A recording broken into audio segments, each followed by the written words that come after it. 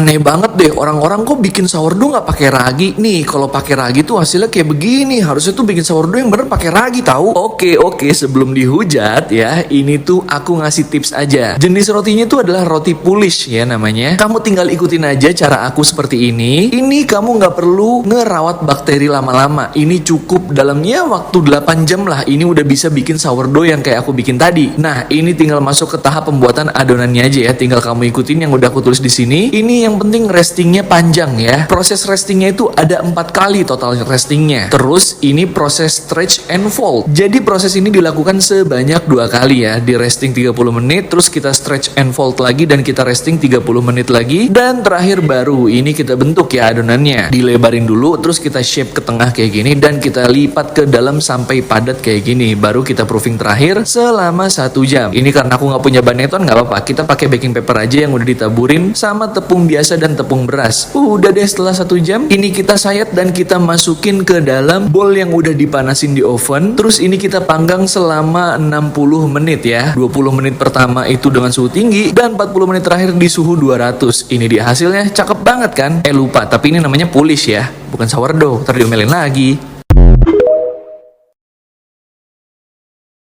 Aneh banget deh, orang-orang kok bikin sourdough nggak pakai ragi? Nih, kalau pakai ragi tuh hasilnya kayak begini. Harusnya tuh bikin sourdough yang bener pakai ragi tahu. Oke, sebelum dihujat ya, ini tuh aku ngasih tips aja. Jenis rotinya tuh adalah roti Polish ya namanya. Kamu tinggal ikutin aja cara aku seperti ini. Ini kamu nggak perlu ngerawat bakteri lama-lama. Ini cukup dalamnya waktu 8 jam lah. Ini udah bisa bikin sourdough yang kayak aku bikin tadi. Nah, ini tinggal masuk ke tahap pembuatan adonannya aja ya. Tinggal kamu ikutin yang udah aku tulis di sini. Ini yang penting restingnya panjang ya. Proses restingnya itu ada 4 kali total restingnya. Terus ini proses stretch and fold. Jadi proses ini dilakukan sebanyak 2 kali ya. Di resting 30 menit, terus kita stretch and fold lagi dan kita resting 30 menit lagi. Dan terakhir baru ini kita bentuk ya adonannya. Dilebarin dulu, terus kita shape ke tengah kayak gini dan kita lipat ke dalam sampai padat kayak gini. Baru kita proofing terakhir selama 1 jam. Ini karena aku nggak punya baneton nggak apa-apa. Kita pakai baking paper aja yang udah ditaburin sama tepung biasa dan tepung beras. Udah deh, setelah 1 jam ini kita sayat dan kita masukin ke dalam bowl yang udah dipanasin di oven. Terus ini kita panggang selama 60 menit ya. 20 menit pertama itu dengan suhu tinggi dan 40 menit terakhir di suhu 200. Ini dia hasilnya, cakep banget kan? Lupa, tapi ini namanya Polish ya, bukan sourdough. Ntar diomelin lagi.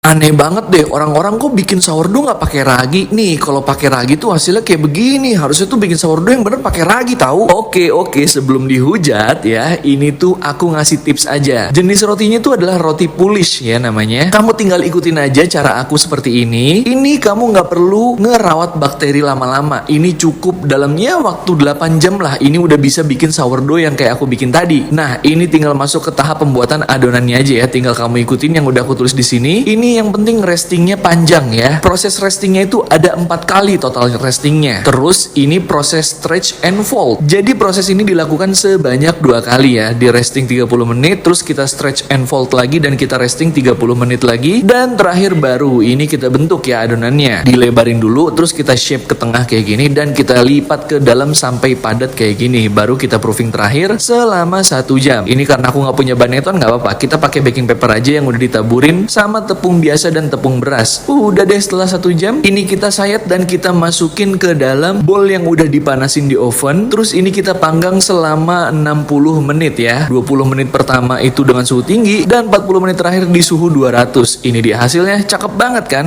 Lupa, tapi ini namanya Polish ya, bukan sourdough. Ntar diomelin lagi.